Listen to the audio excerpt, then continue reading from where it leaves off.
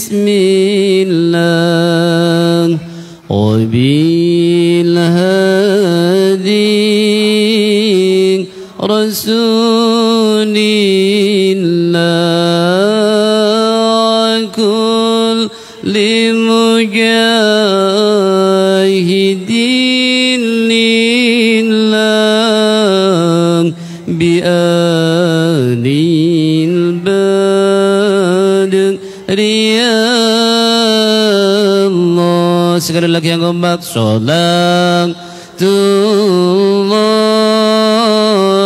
salamullah ala Taha Rasulillah. Salatullah salamullah ala Yasin Habibillah.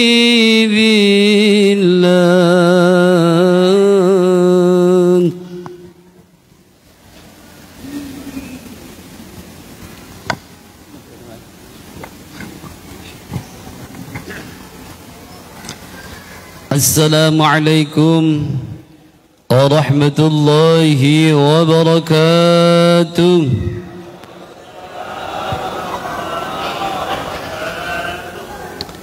Tahun baru masih belum semangat. Ayo kita semangatin lagi. Malam-malam kepenyangat. Singgah sebentar di kedai kopi. Yang jawab salam penuh dengan semangat. Saya doakan tahun ini bisa daftar haji. Ibu-ibunya uang belanja ditambah lagi. Bapak-bapaknya, istrinya insya Allah juga tambah. Dapat restu tuh lumayan ya kan. Tambah solehah lagi. Assalamualaikum warahmatullahi wabarakatuh.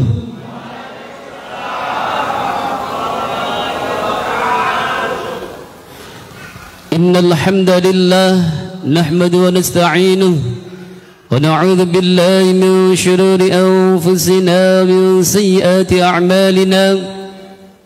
Man yahdihillahu fala mudilla lahu wa man yudlilhu fala hadiya lahu. أشهد أن لا إله إلا الله وحده لا شريك له وأشهد أن محمدا عبده ورسوله الذي لا نبي بعده. قال الله تعالى في كتابه الكريم أعوذ بالله من الشيطان الرجيم بسم الله الرحمن الرحيم. وإذ تأذن ربكم لئن شكرتم لأزيدنكم ولئن كفرتم إن عذابي لشديد. صدق الله العظيم. Hadratan muhtaramin para alim ulama, para kiai, sepuh bini sepuh, asatidul asatidah rahimakumullah.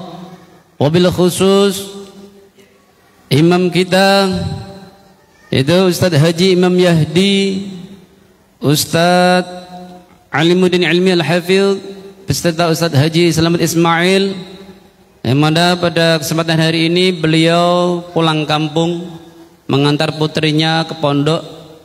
Kita doakan bersama-sama semoga imam kita semuanya Allah Subhanahu wa taala senantiasa jaga kesehatannya, berkah umurnya. Amin amin ya rabbal alamin.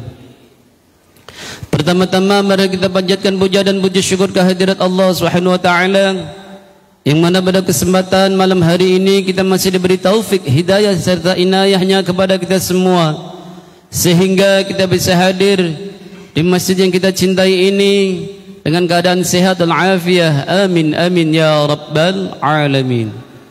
Salawat dan iring salam semoga tetap tercurahkan pada baginda Nabi Agung Muhammad sallallahu alaihi wasallam dengan ucapan Allahumma salli ala sayyidina Muhammad wa ala ali sayyidina Muhammad. Semoga dengan kita sering baca sholawat, memperbanyak bersolawat dan istiqamah dalam bersolawat, kita senantiasa diakui umatnya, dan insyaAllah di akhirat kelak kita mendapatkan syafaatnya. Amin, amin ya rabbal alamin. Jamaah Masjid Al-Kafah yang insyaAllah dimuliakan oleh Allah Subhanahu wa ta'ala, pada kesempatan kali ini kami selaku membawa acara akan membacakan sunat acara pada kesempatan malam hari ini. Yang pertama, pembukaan. Acara selanjutnya bacaan kalam ilahi. Acara yang berikutnya sambutan. Acara yang keempat yaitu tausiah. Acara yang kelima doa yang penutup. Dan yang terakhir yaitu ramah tamah. Marilah untuk mengikuti acara yang pertama yaitu pembukaan, kita buka dengan bacaan Ummul Kitab. لرضا الله ولشفاعة رسول الله ببركة الفاتحة. أعوذ بالله من الشيطان الرجيم. بسم الله الرحمن الرحيم. الحمد لله رب العالمين الرحمن الرحيم مالك يوم الدين إياك نعبد وإياك نستعين اهدنا الصراط المستقيم صراط الذين أنعمت عليهم غير المغضوب عليهم ولا الضالين آمين. Untuk acara selanjutnya yaitu pembacaan kalam ilahi yang insyaallah akan dibacakan oleh Ustaz Abdul Rashid. Kepadanya dipersilahkan. Assalamualaikum warahmatullahi wabarakatuh. Warahmatullahi wabarakatuh. A'udzu billahi minasy syaithanir rajim.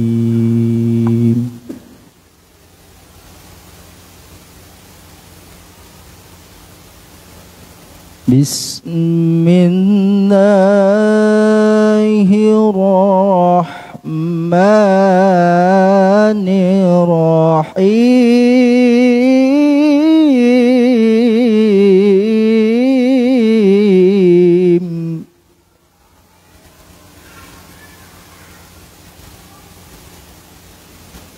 Ya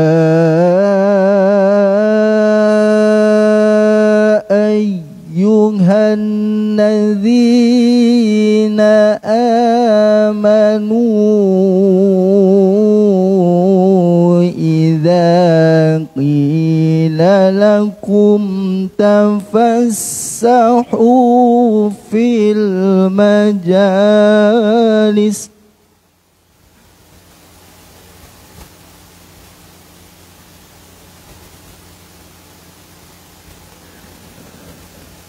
إذا قيل لكم تفسحوا في المجالس فافسحوا يفسح الله لكم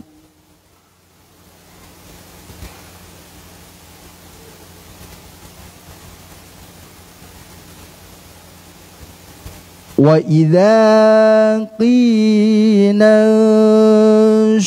انشزوا فانشزوا يرفع الله الذين آمنوا منكم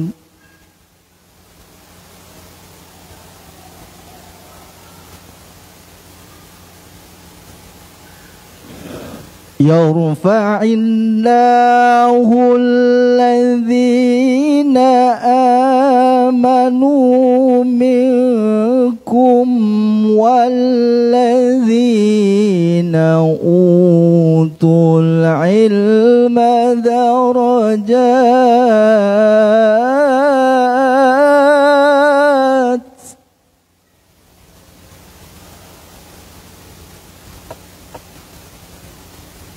والله بما تعملون خبير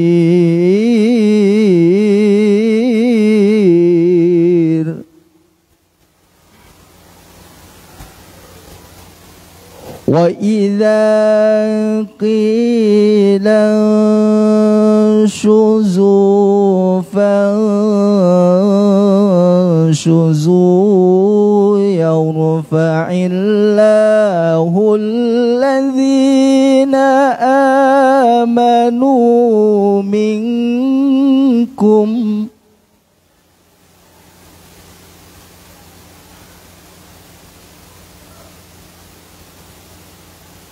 يرفع الله الذين آمنوا منكم والذين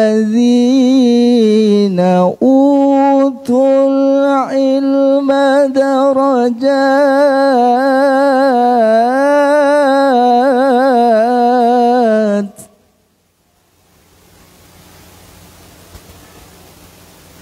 والله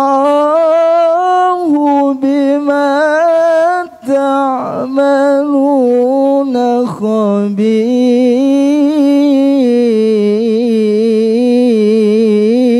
خبير والله بما تعملون خبير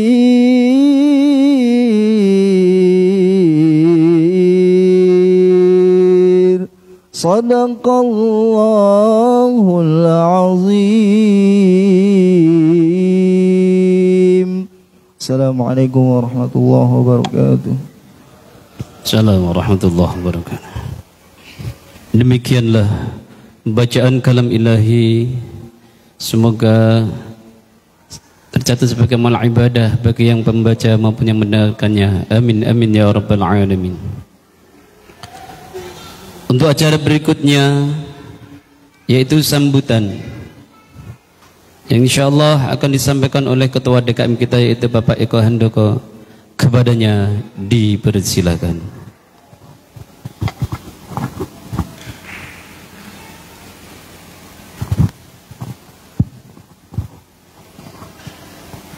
Bismillahirrahmanirrahim. Assalamualaikum warahmatullahi wabarakatuh. Alhamdulillah rabbil alamin wa bihi nasta'in ala umuri dinina wassalatu wassalamu asrafil anbiya'i wal mursalin wa ala alihi wa sahbihi rasulillah ajmain. Amma ba'du. Alhamdulillah, marilah sama-sama kita panjatkan puji dan syukur.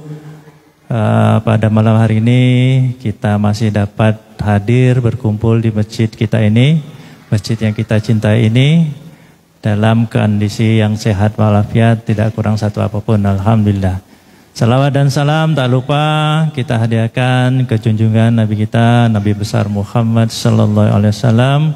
Allahumma sholli ala sayyidina Muhammad wa ala ali sayyidina Muhammad. Yang pertama, salam takzim kami kepada Ustadz Erwin Abu Gaza yang kita kenal. Alhamdulillah, beliau juga warga kita. KTP masih sini Ustadz? Masih, alhamdulillah. Belum ganti KTP-nya. Dan selanjutnya salam takzim kita juga kepada imam kita, Imam Yahdi dan Ustadz Alimuddin Ilmi Al-Hafiz, serta jamaah Bapak Ibu yang berbahagia, yang dirahmati Allah. Ketua organ gak kelihatan ini. Oh, ada Pak Endang itu, Masya Allah.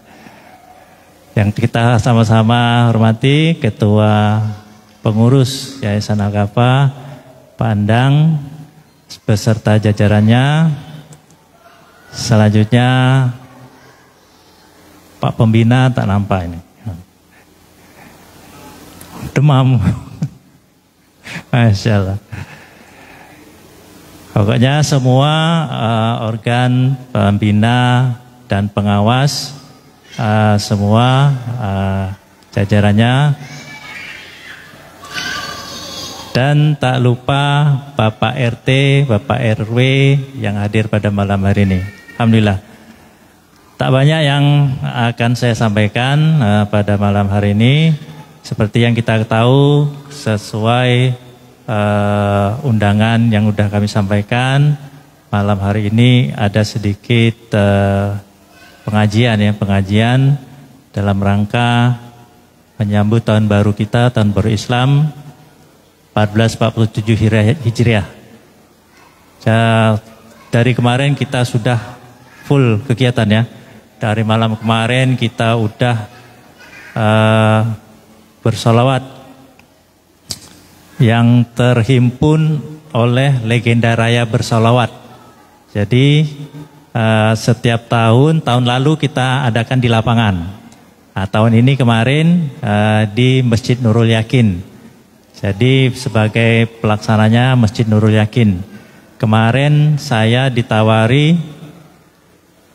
untuk Maulud Nabi nanti bulan September ya.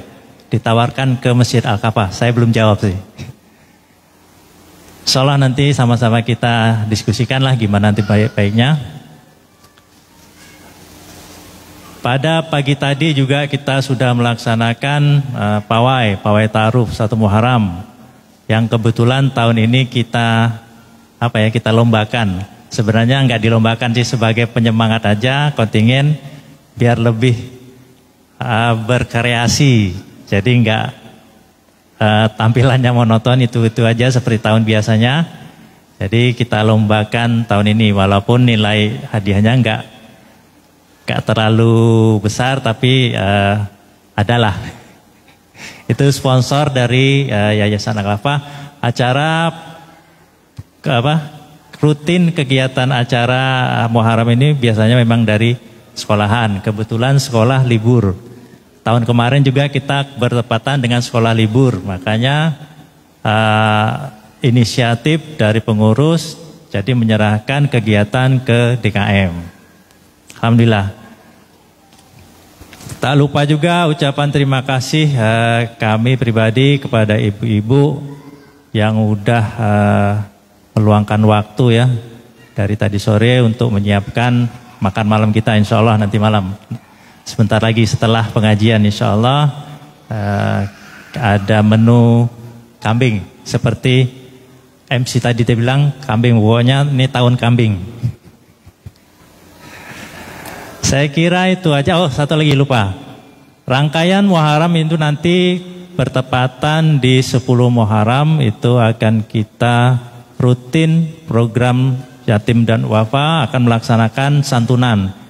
Jadi itu bertepatan tanggal 7 kayaknya, 7 Juli. Nanti kita akan melaksanakan santunan anak yatim. Jadi nanti setelah rangkaian acara 1 Muharram ini, insya Allah nanti akan kami buka donasi untuk paket anak yatim. Ini paket berupa goodie bag. Jadi goodie bag ini seperti tahun-tahun biasanya kita siapkan, kita berikan kepada anak yatim. Tahun ini kita sama seperti tahun lalu, kita menyiapkan 50 anak yatim. Itu nanti ada sebagian yang dari bukan anak binaan. Anak binaan kita sebetulnya tinggal sekitar 18 atau 20. Jadi nanti totalnya akan kita cari dari warga, famili warga dan dari luar. Jadi kotanya akan kita siapkan 50 anak yatim, insyaallah. Jadi demikian yang dapat saya sampaikan. Insyaallah acara pada malam hari ini sampai nanti 10 Muharram berjalan dengan lancar, mendapat berkah Allah Subhanahu wa taala. Demikian dari saya, terpuji dan kurang maaf. Assalamualaikum warahmatullahi wabarakatuh. Wabarakatuh. Demikianlah sambutan yang disampaikan oleh Bapak Eko selaku Ketua DKM Masjid Al-Kafah. Sebelum menginjak acara berikutnya, pantun dulu biar semangat. Belum. Ini karena ini tausiahnya ini Ketua Aliansi seorang membakar semangat luar biasa nih. pergi haji di kota Makkah. Masih kurang semangat ya. Pergi haji di kota Makkah. Makam Nabi di kota Madinah. Tahun ini sudah 1447 Hijriah. Semoga rezeki lancar dan umur tambah berkah. Tadi ada zel-zel, sekarang ada zel-zel juga. Nanti siapa kita? Jamaah Al-Kafah. Berkah, berkah, berkah. Allahu Akbar. Ya, baru nemu tadi. Siapa kita? Berkah, berkah, berkah. Allahu Akbar. Ini selanjutnya biar ketua aliansi ini yang memberi semangat nanti. Iya, insyaallah. Baik, mengajar berikutnya itu tausiah agama yang insyaallah akan disampaikan Ustadz Erwin Abu Gaza. Pantun dulu lah. Pergi ke pasar membeli buah. Buah dibeli dapatnya semangka. Mari bersama-sama dengarkan tausiah yang akan disampaikan oleh Ustadz Erwin Abu Gaza. Kepadanya dipersilakan. Sallu ala Nabi Muhammad.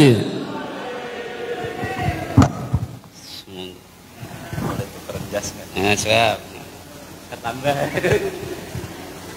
Mantap.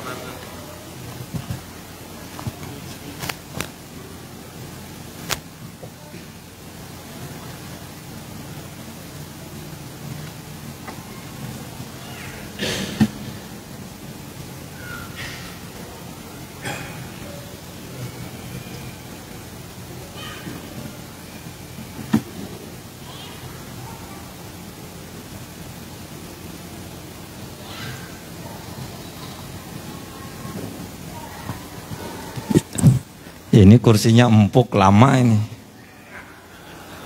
Mic-nya sedap lagi. Padahal pesennya kultum tuh, kan? Ustaz kultum aja, kuliah terserah antum. Bukan 7 menit. Kalau udah empuk, mic-nya enak, suaranya enak, 1 jam sedap ini. Saya diminta waktu lebih kurang 20-30 menit. Mudah-mudahan sampailah. Sampai jam 9. Jadi makannya kita pas jam 9 insyaallah. Ada permintaan untuk merapihkan syaf. Sahuf sufufahum gitu. Merapat. Rasulullah itu kalau sudah ada majelis biasanya Rasul balikan badan itu. Ini kan sunnah imam. Salah satu sunnahnya imam sholat itu balikan badan setelah sholat. Sebetulnya kenapa Rasulullah membalikan badan? Supaya tahu jamaah yang gak hadir siapa begitu. Biasanya Rasulullah langsung bertanya karena Rasulullah sebagai pemimpin umat ketika itu. Ditanya si fulan kemana, si fulan kemana begitu. Jadi ada jawaban misalkan si fulan sakit ya Rasulullah, baik nanti setelah ini kita jenguk gitu. Itu sunnah Nabi yang biasa dilakukan oleh imam sholat, membalikan badan, dan kalau Rasulullah ada majelis langsung disampaikan. Dan setiap Rasulullah kalau ada yang disampaikan dibuka majelis oleh Rasulullah, para sahabat itu langsung merapat begitu. Sampai di dalam hadis Ibnu Majah itu disebutkan bagaimana majelis Rasulullah itu dibayangkan, digambarkan kalau ada daun yang jatuh, ya, di atas kita nih kira-kira ada daun, ada pohon gitu, terus ada daun yang jatuh, daun itu jatuhnya kalau tidak ke pundak sahabat itu di pahanya sahabat. Ini kalau ada sekarang daun jatuh, itu jatuhnya di lantai masjid, bukan di pundak sama pahanya jamaah gitu. Jadi kalau mau merapat, merapat. Tapi saya ini himbauan saja supaya sunnah. Nanti kalau ustadznya Ustadz Abdul Somad baru merapat semua begitu ya. Ustadz Abu Gaza malas lah, belakang aja begitu. Tapi terlepas ustadznya siapa, ini ada keutamaan di dalam majelis karena di majelis ini dihadiri oleh para malaikat. Nanti ditutup doa. Nah, kalau di majelis ada doa, diaminkan oleh para malaikat yang hadir. Itu nikmatnya. Baik.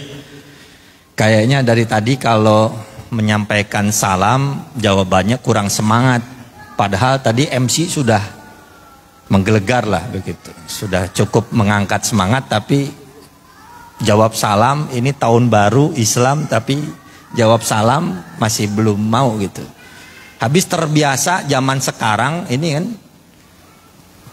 era globalisasi ini. Zaman dulu kata Rasulullah, ursus salam, sebarkan salam, assalamualaikum gitu. Saya ini setengah Betawi, setengah Sunda gitu, orang Bandung. Zaman kecil bocah-bocah di Jakarta itu, kalau udah dari jauh ketemu, assalamualaikum, salam. Gitu. Sekarang enggak, klakson, tet. Gitu. Itu pun kaca nggak ditutup, nggak diturunkan. Ini siapa di dalam gitu?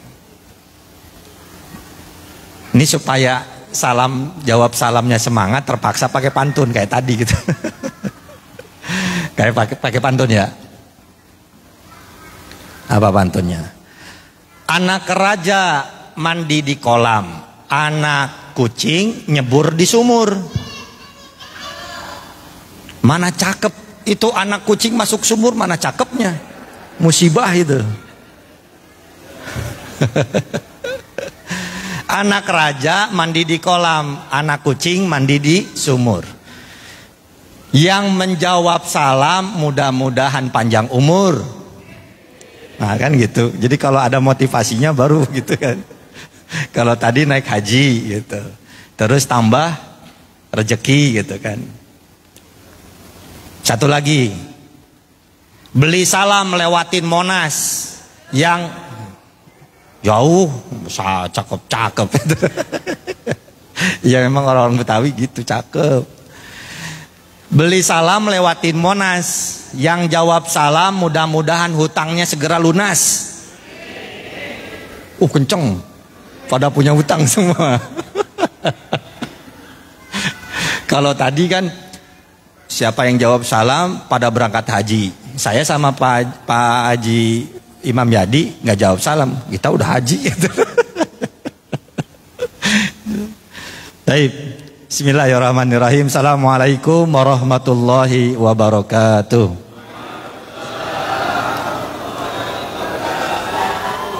Nah itu kan kenceng, jadi harus pantun memang zaman sekarang. Berubah era globalisasi sekarang itu ya. Baik, saya awali dengan alhamdulillah. Alhamdulillahilladzi anjala sakinata fi qulubil mu'minin liyazdadu imanan ma imanihim. Fa'alafa baina qulubina fa'asbahna binikmati ikhwana. Asyhadu an la ilaha illallah wahdahu la syarikalah wa asyhadu anna Muhammadan abduhu wa rasuluhu la nabiyya ba'dah. Allahumma salli wa sallim wa barik ala Muhammadin wa ala alihi wa ashabihi ajmain, amma ba'd.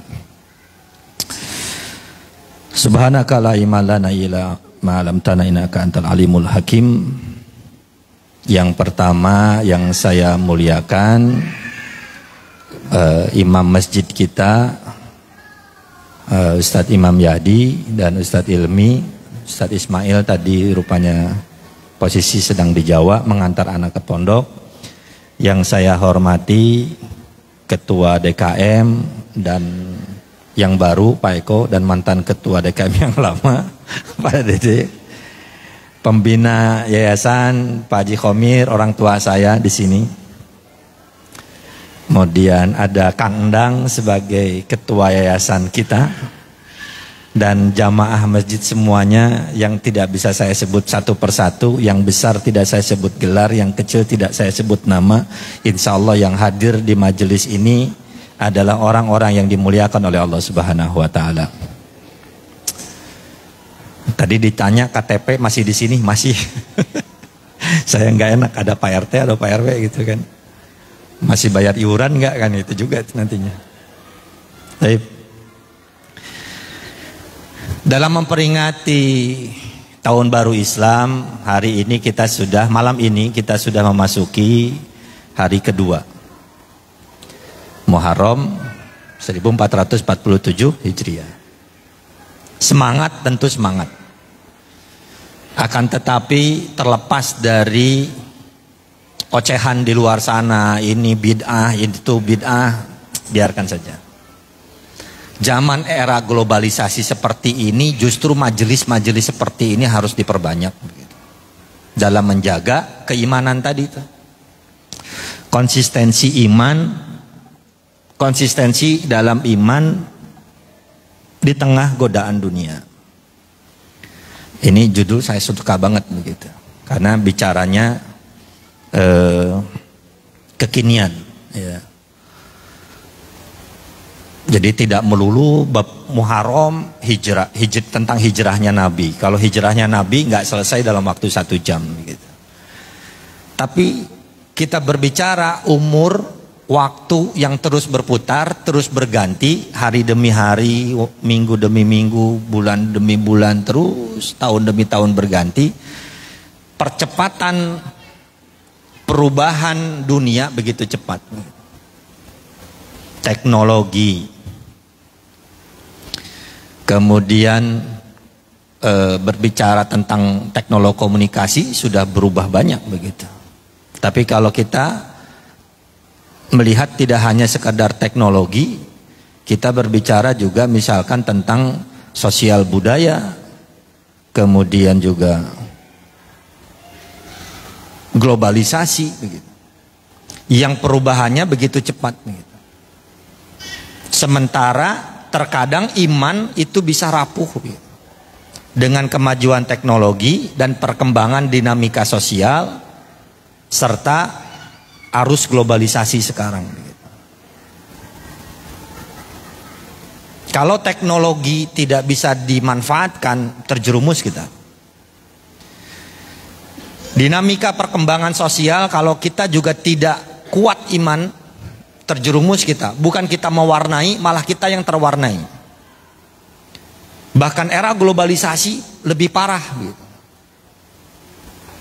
Bagaimana di tahun 70-an nama-nama kita berubah jadi nama-nama Eropa. Yang dulu namanya Asep, Dede, punten Pak Dede. Berubah namanya jadi David, Erwin, apalagi Joni gitu ya. Semua ke barat-baratan. Sekarang berubah, ada dampak positif dari majelis-majelis ilmu yang disampaikan oleh guru-guru kita. Semangat islamisasi atau semangat munculnya kebangkitan Islam itu sudah kita rasakan memang. Apalagi kabar-kabarnya kalau Israel laknatullah, Zionis, sebentar lagi kita akan habis begitu ya. Berharap begitu, tapi rupa-rupanya Iran malah menyetujui gencatan senjata yang diprakarsai oleh Amerika. Terlepas dari masalah itu semua, berbicara perkembangan ataupun kemajuan Islam ini sedikit memberikan angin positif buat kita. Lihat anak-anak kita namanya sudah Islam. Dari bayi umur berapa minggu sudah dipakein jilbab yang wanita. Berbeda zaman dulu. Emak-emak kita, zaman dulu emak kita tahun 70-an atau yang lahir di tahun 80-an, emak kita baru pakai kerudung itu kalau cuman ke kondangan. Betul enggak? Tapi sekarang coba lihat, malu gitu. Nah, perkembangan teknologi lalu perubahan atau dinamika perkembangan sosial dan globalisasi menjadikan tantangan bagi kita, khususnya umat Islam.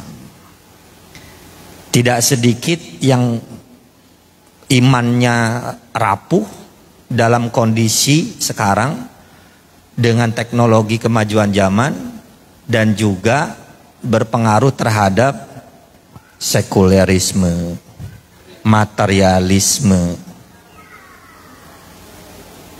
Lihat materialisme. Berapa banyak orang menganggap kesuksesan itu dengan materi.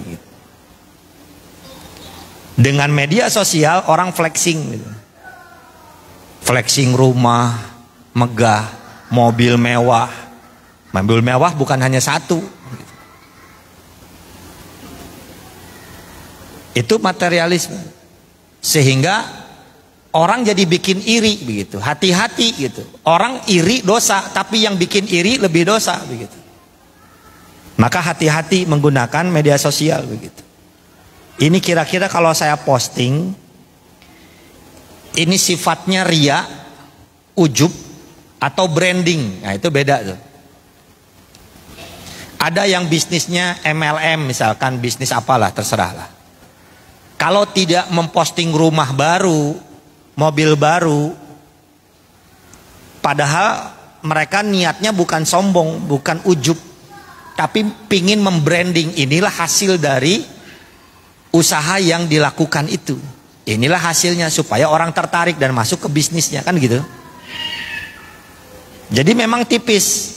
Ada yang nanya, Ustadz, ini kalau saya lakukan begini, kan saya niatnya branding. Ya tapi hati-hati antara branding dengan ujub, ini hati-hati. Itu yang tahu diri kita masing-masing. Tambah lagi sekulerisme begitu. Sekulerisme berdampak dengan era globalisasi sekarang. Karena apa? Lihat bagaimana sekuler masuk ke ranah semua. Kalau misalkan kita bicaralah sekarang, agama itu jangan dimasuk-masukkan ke sosial, masyarakat, politik, ya kan? Sampai ada orang ngomong, gak usah mencampur baurkan antara politik dan agama. Ada yang begitu? Zaman sekarang ada. Karena sekuler begitu. Padahal politik itu siasah, strategi yang seharusnya yang mengatur agama begitu. Tapi demi politik, sekulerisme bisa mengalahkan iman begitu. Contoh, ini kira-kira Islam melarang menyuruh wanita jadi pemimpin. Contoh ya. Tapi dalam bab politik lain tuh sekarang. Ini perkembangan globalisasi sekarang begitu.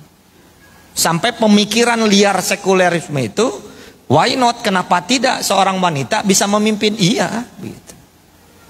Tapi agama kita beda. Kalau dibenturkan seperti itu harusnya ada solusi lain gitu. Kalau politiknya diatur oleh agama. Agama itu tidak menghilangkan. Ini kalau bicara politik adalah kalau bicaranya syahwat atau nafsu. Nafsu itu agama tidak menghilangkan tapi mengatur begitu. Ini yang salah kaprah begitu. Sehingga khawatir agama itu menjadi racun begitu. Udah jangan dibawa-bawa agama. Ini sekuler pemikirannya. Yang lebih parah kemarin usul katanya itu toa masjid kalau lagi azan bolehlah, tapi kalau ngaji pengajian jangan pakai corong. Padahal niat DKM ingin syiar gitu. Kejadian kemarin sampai saya posting itu dekat rumah adik saya, adik sepupu, tetanggaan bahkan. Orang Buddha, orang Cina merasa terganggu dengan corong masjid yang di situ azan. Iya, jelas. Pengajian yang juga mungkin corongnya ke rumah dia. Kan di sekitar kita juga sama di sini. Tapi kalau ada sebagian orang, nah itu, maka tolonglah diatur. Sebentar dulu. Anda hidup di mayoritas muslim. Kenapa kita yang jadi ngalah begitu? Nah itu kan. Dalam hal toleransi oke. Betul gitu. Toh kalau toleransi kami datang ke Bali, kami tidak memaksakan diri juga, kita paham begitu. Di Eropa sana juga kami juga tidak memaksakan diri. Kalau azan langsung harus pakai toa, nggak ada. Dulu nggak ada. Sekarang aja baru-baru ini. Bahkan menjadi bukan hanya sekedar menjadi suara yang cuma sekedar azan, tapi mereka merekam gitu. Indah. Itu di Eropa. Nggak percaya? Ayo. Saya bawa salah satu sahabat saya baru kali itu di kerumunan Bayangkan kayak Engku Putri, tapi lebih ramai, lebih cantik di kota Munich. Yang orang di situ berbaur, orang Hindu, orang Buddha. Ketika waktu azan, azan di situ pakai speaker, Allahu Akbar, Allahu Akbar, sampai orang memvideokan itu dengan suara indahnya. Lihat di YouTube, banyak berseliweran. Ini bab sekuler. Yang mau tidak mau, bagaimana agama, keimanan itu harus konsisten dalam era globalisasi ini. Saya tidak melarang untuk misalkan berpolitik, tidak. Agama tidak melarang. Tidak melarang untuk misalkan dalam hal apapun itu. Tapi tadi agama mengatur itu semua. Bapak Ibu yang dimuliakan Allah Subhanahu wa taala. Kalau bicara, kita mau bicara sebagai orang muslim di tengah-tengah era globalisasi sekarang, maka harus kita pertahankan keimanan dengan cara apa? Dengan cara muamalah kita, ibadah kita.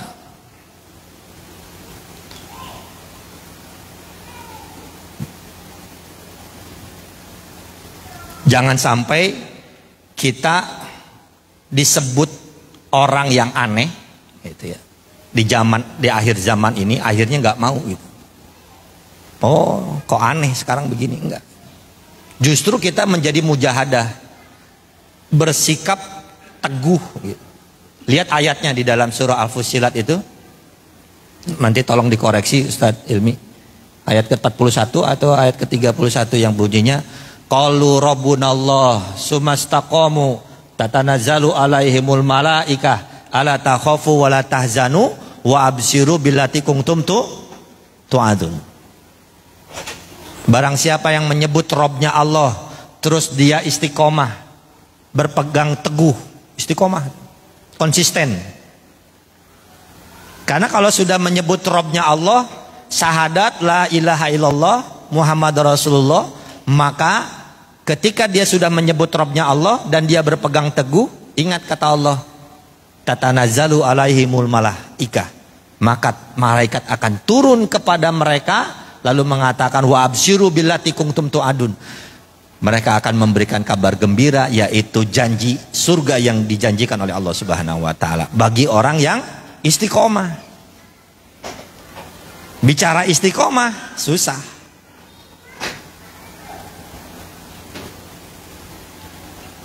Sangat sulit.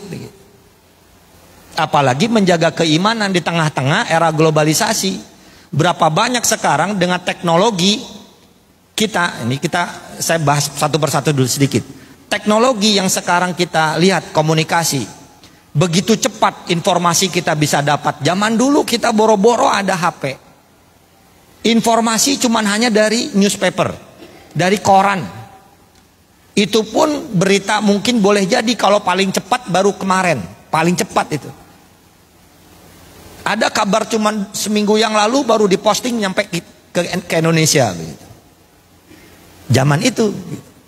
Tapi sekarang era globalisasi, teknologi yang ada, informasi bisa cepat kita serap dalam waktu yang singkat. Tapi kadang menghilangkan adab gitu. Kebiasaan yang biasa kita lakukan apa itu, misalkan saling sapa, menyapa gitu. Nggak usah jauh-jauh lah, di rumah kita aja. Masing-masing ibunya pegang HP, anaknya pegang HP, bapaknya pegang HP. Dulu nggak ada tuh. Terbalik, informasi terlambat sampai ke kita, tapi di rumah enak. Ngobrol, istri sama suami, ayah sama anak. Sekarang beda. Nah ini tentunya perlu kiat-kiat begitu. Kalau saya di rumah, udah kalau udah di meja makan sama tuh uminya. HP sini, HP. Nggak ada di meja makan main HP. Sini HP disita. Kalau nggak dikasih makan. Iya. Baik. Maka dengan itu kita terus bermujahadah aja. Sebagaimana juga Allah berfirman di dalam surah Al-Ankabut ayat ke-69, walladzina jahadu fina lanahdiyanahum subulana wa innallaha lama'al muhsinin. Dan orang-orang yang berjihad, walladzina jahadu, dan orang-orang yang berjihad. Jihad di sini bukan berperang, tapi bersungguh-sungguh mencari ridho Allah. Walladzina jahadu fina, dan orang-orang yang berjihad untuk mencari keridhaan kami, lanahdiyanahum subulana, maka Allah akan tunjukkan kepada mereka jalan-jalan kami, jalan-jalan dari Allah Subhanahu wa taala. Wa innallaha lama'al muhsinin, dan sungguh Allah beserta orang-orang yang berbuat baik. Maka kita berbuat saja. Mau orang mengatakan apa, konsisten saja dengan apa yang diajarkan oleh guru-guru kita, apa yang kita yakini. Gitu. Karena Allah sudah menegaskan, barang siapa yang bermujahadah, bersungguh-sungguh mencari ridho Allah, sudah kerjakan aja, biarin saja. Tapi bagaimana begitu dengan kondisi tantangan zaman yang sangat berubah? Harusnya tetap konsisten. Ini kan masalahnya, istiqomahnya ini yang susah begitu. Coba saja bikin aturan di rumah, nggak ada HP misalkan, nggak bisa. 10 tahun yang lalu saya ke sekolah-sekolah ngisi parenting, Pak, ngisi materi parenting, karena nggak diajarkan di kehidupan kita, nggak ada tuh di universitas jurusan ayah, jurusan ibu, maka ada materi parenting yang disampaikan di sekolah-sekolah. Kadang saya ngisi itu. 10 tahun yang lalu ada pertanyaan, Ustadz, bagaimana anak saya, bagaimana anak kita, atau mencegah anak kita untuk bermain gadget. Zaman itu tuh 10 tahun yang lalu saya masih ingat. Jawabannya, supaya anak kita tidak terpengaruh dengan gadget, jauhkan. Datang COVID-19. Datang COVID-19, sekolah darling. Ya, harus online, mau tidak mau pegang gadget. Akhirnya sampai sekarang kebablasan anak-anak kita pegang gadget. Dan sekarang kalau ditanya, Ustadz bagaimana sekarang jawabannya? Gak bisa mencegah itu. Lalu bagaimana? Anak kita kuatkan keimanannya begitu. Karena apa? Di gadget mereka, di gadget kita sama. Berseliweran yang tidak bermanfaat, berseliweran hal-hal yang tidak perlu mereka lihat, berseliweran hal-hal yang berbau pornografi. Kalau kita tidak membekali mereka, berat. 2 tahun yang lalu persisnya, saya tidak sebut nama sekolahnya, seorang ibu datang. Karena kebetulan istri saya itu kenal gitu. Minta konsultasi, Ustadz bagaimana caranya anak saya, mohon maaf ini di masjid dan di majelis gitu. Anak saya kedapatan ibunya ngintip, ngintip anaknya, apa bahasa yang lebih sopan, masturbasi kali ya. Masturbasi sambil melihat HP, dan di HP-nya pasti itu adalah video porno. Apakah itu diakses secara online atau dia dapat dari temannya dan sebagainya? Yang disalahkan siapa? Orang tuanya lah. Dia ngasih gadget, dia ngasih paket kuota internet. Oh, kata Menkominfo, situs porno itu sudah diblok dari zaman siapa Menkominfonya dulu, Tifatul Sembiring. Dari zaman Pak Tif sampai kemarin ratusan ribu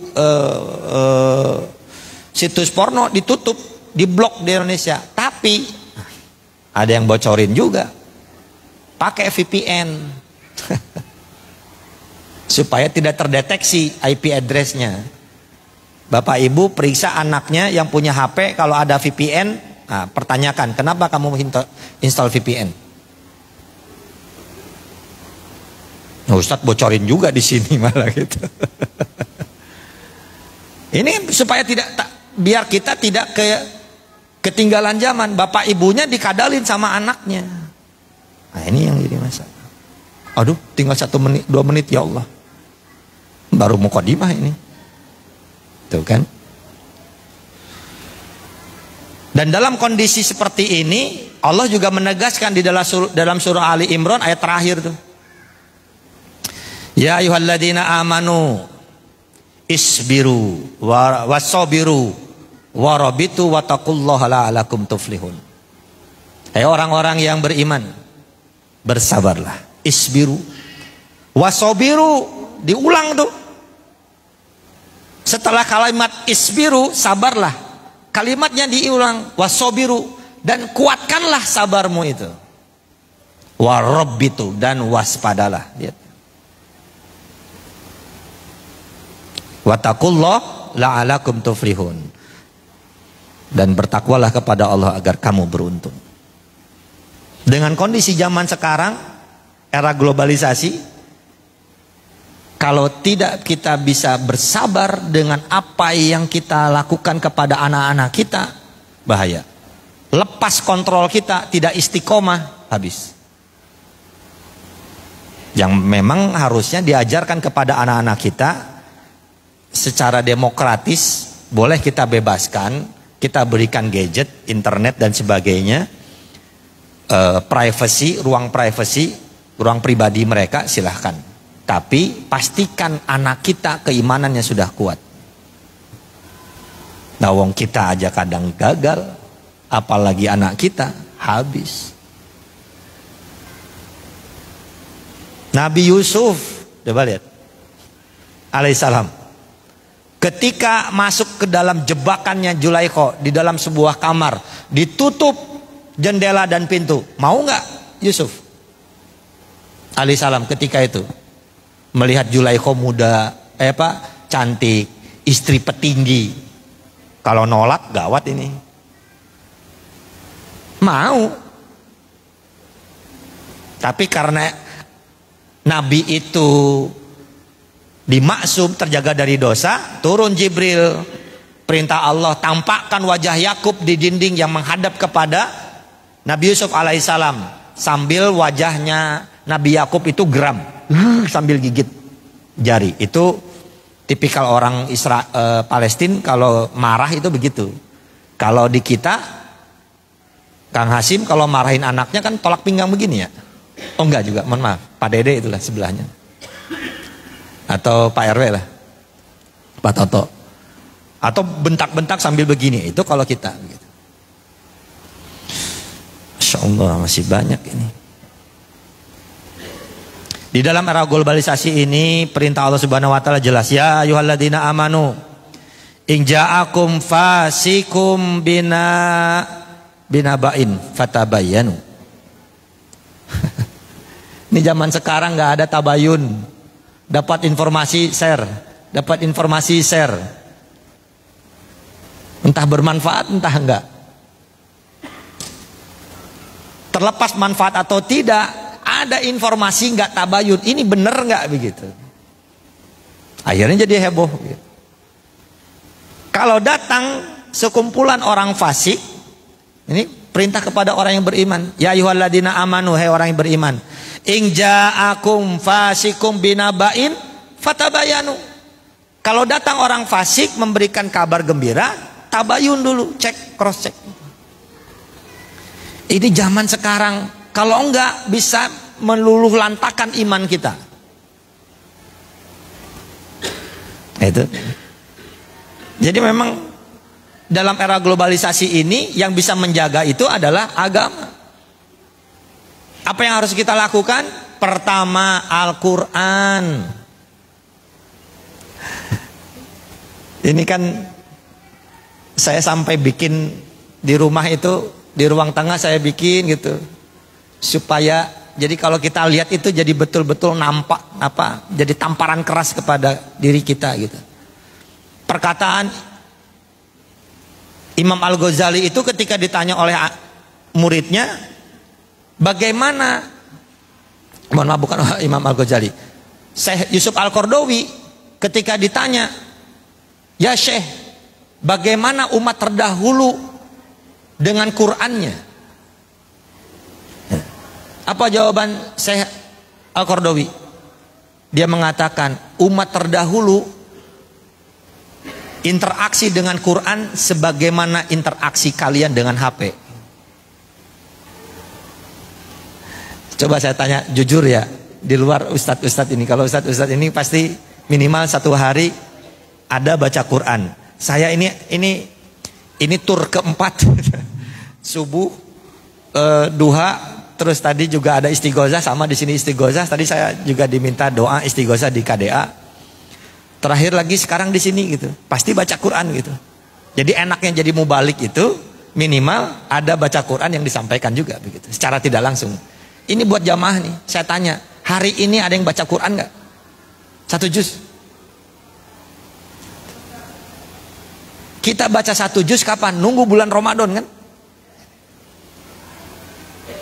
Ini tamparan buat kita. Bagaimana umat terdahulu berinteraksi dengan Quran? Mereka berinteraksi dengan Quran sebagaimana kita sekarang berinteraksi dengan HP. Ngeri ya. Lalu dalam menjaga keimanan, konsistensi iman kita, keistiqomahan keimanan kita dalam era globalisasi sekarang, jangan lepas sholat. Saya khawatir anak-anak kita itu. Ini kan yang ditangisi Rasulullah kan. Saya pernah menyampaikan ini nih. Bab Asbabun Nuzul surah Ali Imran ayat 190-191 itu. Sampai Rasulullah, Bilal bin Rabah mengumandangkan azan subuh pertama, tapi selesai azan subuh yang dikumandangkan oleh Bilal, Rasulullah nggak ada di tempatnya, dicari Rasulullah di mihrabnya. Ini mihrabnya Rasulullah, kalau ini mimbarnya Rasulullah. Dilihat oleh Bilal bin Rabah, Rasulullah dalam keadaan sujud Rasulullah dalam keadaan menangis terisak-isak. Ketika ditanya setelah sholat subuh, kenapa ya Rasulullah kau menangis terisak-isak? Dijelaskan, sesaat sebelum sholat 2 rakaat sebelum subuh, turun 2 ayat surah Ali Imran, inna fi khalqis samawati wal ard wa ikhtilafil laili wan nahar la ayati liulil albab alladzina yazkurunallaha qiyaman wa qu'udan wa ala junubihim wa yatafakkaruna fi khalqis samawati wal ard rabbana ma khalaqta hadza batila subhanaka faqina adzabannar. Dan itu ayat itu apakah yang menyebabkan Rasul menangis? Iya. Tapi penjelasan Ibnu Katsir terkait asbabun nuzul ayat itu berbicara tentang sholat, dan Rasulullah khawatir umat akhir zaman kita di dalam sholatnya tidak mengingat Allah, karena hakikat sholat adalah mengingat Allah kan gitu. Di dalam surah Toha kan jelas, innani anallah, aku ini Allah, la ilaha illa ana kan gitu, tiada Tuhan selain aku, fa'buduni, maka sembahlah Allah. Ujung kalimatnya, akimi sholat, tegakkan sholat li zikrihi. Jadi sholat itu adalah untuk mengingat Allah. Selama ini sholat kita ngapain? Allahu Akbar. Keren itu sarungnya Pak Imam Yadi. Besok belilah, kayaknya di DC Mall ada. Melayang-layang. Bukan mengingat Allah. Bisa jadi selama ini sholat kita baru secara syariat, yaitu gerakan dan bacaan saja. Hakikatnya mengingat Allah gitu. Dan yang lebih ditangisi oleh Rasulullah kan yang disebut qiyada wa qu'uda wa ala junubihim itu, wa yatafakkaruna fi khalqis samawati wal ard, yang dalam keadaan berdiri, duduk dan baring sambil mengingat Allah gitu kan.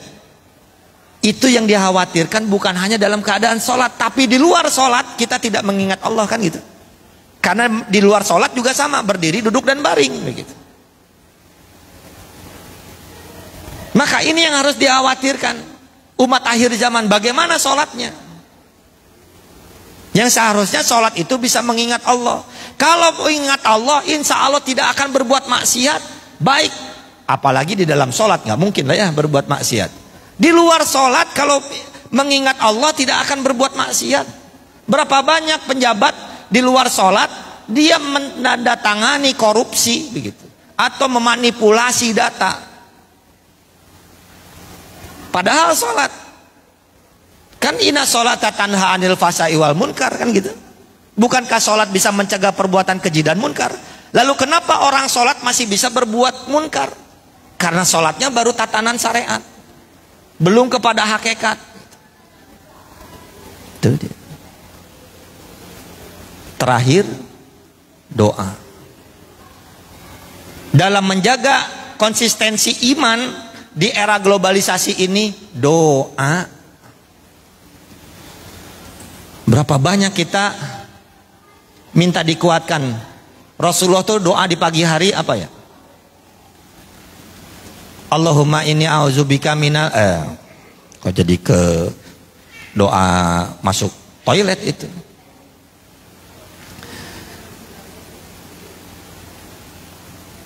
Apa doanya?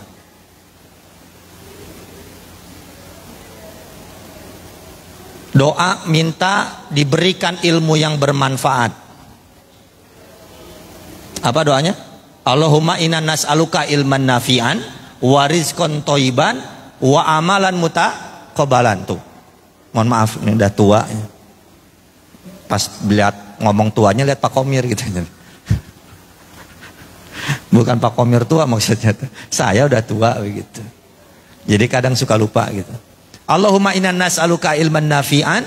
Ya Allah, berikanlah ilmu yang bermanfaat. Itu di tiap pagi itu Rasulullah itu. Wa rizqan thayyiban, dan rizki yang baik.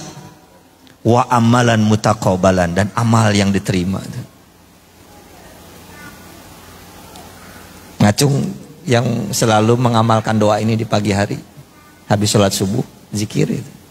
Sampai waktu syuruk, kalau nggak ada kajian, duduk aja. Kalau yang baca Al-Ma'surotnya Hasan Al-Banna itu udah kebaca di situ. Ikhwatul iman yang dirahmati Allah Subhanahu wa taala, saya nyuri waktu 10 menit jadinya. Minta izin. Harusnya tadi jam 9. Intinya bagaimana kita bisa menjaga itu semua dalam kondisi sekarang adalah memperkuat doa terakhir, yaitu memperbanyak doa untuk diri kita, keluarga kita, dan anak-anak kita. Di samping jaga Qur'annya, karena Qur'an itu yang menjadikan petunjuk buat kita. Jaga sholatnya, karena sholat itu berasal kata dari silah, yaitu menyambungkan kita dengan Allah. Lalu doa, yang jadi masalah, doa kita selama ini nggak dikabulkan oleh Allah Subhanahu wa taala. Apa penyebabnya? Salah satu sebab doa kita nggak dikabul, bukan nggak dikabul doa kita oleh Allah Subhanahu wa taala, bukan, boleh jadi doa kita selama ini nggak didengar oleh Allah Subhanahu. Di dalam Sahihnya Bukhari itu jelas begitu. Rasulullah bersabda itu, barang siapa seseorang berdoa tetapi di dalam darahnya mengalir sesuatu yang haram, bahkan menjadi daging sesuatu yang haram, maka doanya tidak akan pernah naik. Boro-boro doa naik ke langit. Ini yang kita sedihkan Bapak Ibu. Kekuatan kita cuma doa. Boleh jadi kita kaya raya, kita bisa beli ini, bisa beli itu dengan uang yang kita miliki. Tapi tidak selamanya itu bisa kita lakukan. Yang bisa kita lakukan adalah doa. Tapi doa kita yang menjadi senjata kita sebagai kaum muslimin tidak pernah dikabul oleh Allah Subhanahu wa taala, karena doanya tidak pernah naik, disebabkan ada sesuatu yang haram di dalam darah kita, bahkan menjadi daging sesuatu yang haram itu. Ini kan yang kita sedihkan. Sementara kita berharap banyak gitu. Itu kadang kenapa saya belajar, saya dekat dengan Ustadz Ispir. Ada yang kenal dengan Ustadz Ispir? Saya melihat salah satu yang saya kenal lah, Ustadz yang betul-betul warok gitu. Menjaga makan dan minum gitu. Iya Pak. Saya ajak ke restoran, aku makan di sini. Mana nih? Tak ada logo halal katanya. Tak berani dia. Kenapa? Dia menjaga sesuatu yang haram masuk ke dalam tubuhnya. Karena nanti suka diminta, Ustadz, apalagi kemarin-kemarin pasti banyak tuh, termasuk Ustadz Imam Yadi itu pasti banyak yang dititipin doa gitu kan. Ustadz tolong bantuin doa kami biar selamat selama safar haji kan gitu ya. Terus doa kita diharapkan oleh umat, sementara doa kita pertanyaannya doa ditengar nggak sama Allah gitu. Karena itu menjadi keutamaan para kiai, apalagi sambil salam tempel, Kiai tolong doakan kami gitu. Dilihat kata Kiai, wah gede, wah doanya berbut gitu, banyak banget gitu. Tapi terlepas dari masalah itu semua, doa kita masing-masing itu jadi harus dilakukan, terutama seorang ayah dan seorang ibu untuk anak-anaknya. Bagaimana mereka membentengi keimanan mereka di tengah arus globalisasi sekarang. Kalau misalkan tidak doanya lebih kuat, ini yang bahaya. Karena doa dengan takdir itu akan bergulat kata Nabi di langit. Siapa yang paling kuat itu yang akan diridhoi oleh Allah Subhanahu wa taala. Ada takdir sudah jelas begitu. Ya takdir ada dua juga, ini panjang lagi kalau bicara takdir. Doa yang mana Ustadz yang bisa merubah takdir itu tadi kan. Ini lain waktu lah. Bapak Ibu yang dimuliakan Allah Subhanahu wa taala, banyak yang nitip doa ke kita atau kita lah. Ya Allah, terimalah anak-anak kami di perguruan tinggi negeri, karena merasakan bagaimana masuk perguruan tinggi swasta itu mahal gitu. Tapi ada orang yang lebih paham juga begitu. Masuk swasta bagus juga sekarang. Rupanya yang masuk swasta orang-orang kaya di situ. Anaknya kuliah di tempat orang kaya, nanti anaknya berteman punya network jaringan anak-anak dari orang-orang tuanya yang kaya raya begitu, bisnismen dan sebagainya begitu. Jadi kadang saya memotivasi anak-anak yang sudahlah masuk perguruan tinggi negeri itu bukan segalanya, atau tidak jebol masuk perguruan tinggi negeri itu habislah riwayatnya begitu. Tidak begitu. Dunia masih terbuka. Tapi terlepas dari itu kan butuh doa dari orang tuanya. Nah ini yang kita lakukan salah satunya. Belum doa yang lain, ya Allah berikan rejeki, tambahan rejeki, mudah-mudahan rumah bisa renovasi, beli kendaraan yang lebih nyaman, bisa berangkat haji, bisa melunasi hutang dan sebagainya lah. Doa, tapi doa kita tertahan, gak bisa naik ke langit karena sesuatu yang haram. Maka dengan itu nanti di akhir majelis kita berdoa bersama-sama, mudah-mudahan doa yang kita panjatkan, doa yang kita aminkan bersama-sama, doa itu ada yang mengangkat di antara kita sehingga doa itu terus naik dan Allah mendengarkan dan mudah-mudahan Allah mengkabulnya. Rasa-rasanya memang gak sempurna, pingin terus begitu. Tapi waktu juga yang membatasi, mohon maaf kurang dan lebihnya.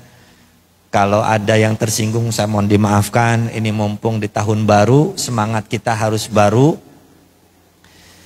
Insya Allah dengan hijrah, dengan semangat hijriah dan semangat hijrah Nabi begitu ada di dalam diri kita untuk bisa hijrah kebaikan. Dari yang dulunya sholat cuman di rumah, sekarang sholatnya di masjid. Yang dulu cuman sholatnya jarang-jarang, sekarang sholatnya 5 waktu. Yang biasanya sholatnya suka lalai, ditunda-tunda, sekarang sholatnya awal waktu. Dan seterusnya. Mudah-mudahan itu semua bisa kita lakukan di tahun baru ini dan menjadikan kita menjadi orang yang lebih baik. Akhirul kalam, wabillahi taufiq wal hidayah. Assalamualaikum warahmatullahi wabarakatuh.